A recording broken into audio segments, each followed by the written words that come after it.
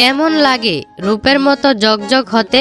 তুমি জানো, তোমার শাখাগুলো যখন সূর্যের আলোতে চকচক করে তখন আমি নিজেকে কিছুটা বিস্মৃত ভাবি। আমি কি তোমার মতো এত সুন্দর হতে পারবো কোনোদিন? তুমি সুন্দর সোনার গাছ। তোমার সোনালী আলো আমাকে মুগ্ধ করে। আর আমি জানি তুমি মানুষের কাছে কতটা মূল্যবান।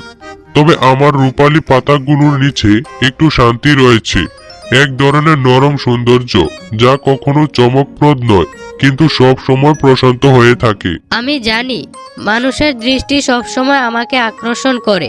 তারা আমার সোনার রং দেখে মুগ্ধ হয়, কিন্তু কখনো আমার হৃদয়ের গভীরে পৌঁছাতে চায় না। আমার শাখাগুলোতে পাখিরা গান গায়, কিন্তু তারা কি জানে আমার সোনালী পাতাগুলোর তলায় কতটা আড়ালে রয়েছে?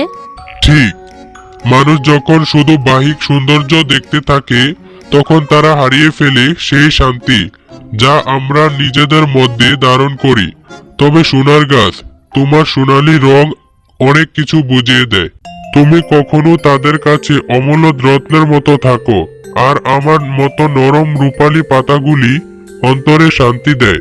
তবে আমাদের মধ্যে কোনো এক অদৃশ্য সম্পর্ক রয়েছে যা মানুষ কখনো বুঝবে না। তুমি বলছো? তাই তো, অনেক সময় আমি মনে করি পৃথিবী আমাকে শুধুমাত্র এক টুকরো সোনা হিসেবেই দেখে, কিন্তু আমি নিজেই জানি এই সোনালী আলো ঠিকভাবে জীবনকে আলোকিত করতে চায় আমাকে দিয়ে। আমি পৃথিবীকে কিছুটা সুখ দিতে পারি, কিন্তু শান্তি আর ভালোবাসা আমি কখনো অন্যদের সঙ্গে ভাগাভাগি করতে পারি না। তুমি কি এই একাকিত্ব অনুভব করো? এটা সত্যিই কঠিন, তবে আমি জানি আমরা দুজনে আমাদের নিজস্ব স্থান থেকে পৃথিবীকে একটি সুন্দরতা দিয়ে যাচ্ছি। আমরা হয়তো আলাদা, কিন্তু একসাথে আমরা জীবনকে আরো পূর্ণতা দিতে পারি। মানুষ আমাদের দেখে, কিন্তু তারা কখনো এই গভীর অনুভব বুঝতে পারবে না। এখন বুঝতে পারছি, তুমি ঠিক বলেছ। আমরা একে অপরের পাশাপাশি আছি, আলাদা হলেও এক। আর যদি কোনো মানুষ বিপদে পড়ে আমাদের আলোর দ্বারাতে যদি কোনো পথ খুঁজে পায়, তাহলে আমাদের জীবন সার্থক হয়ে যাবে। ঠিক, আমি বুঝতে পেরেছি। আমরা একে অপরের সঙ্গে সবচেয়ে সুন্দর। সোনালী বা রূপালী এসব ভিন্নতা না থাকলেও আমাদের আলো পৃথিবীকে উজ্জ্বল করে, আর এই আলোকে নীরবে গ্রহণ করা আমাদের দায়িত্ব।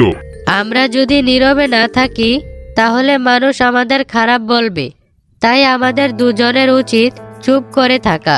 তুমি ঠিকই বলেছ। এভাবেই তারা একে অপরের সাথে গভীর অনুভূতিগুলো শেয়ার করেছিল এবং তাদের সৌন্দর্যের প্রতি নিজেদের দর্শন বুঝতে পারছিল। এখন আমার কথা হলো, তোমাদের কোনটি পছন্দ, সোনার গাছ নাকি রূপার গাছ? কমেন্টে অবশ্যই বলে যাবে।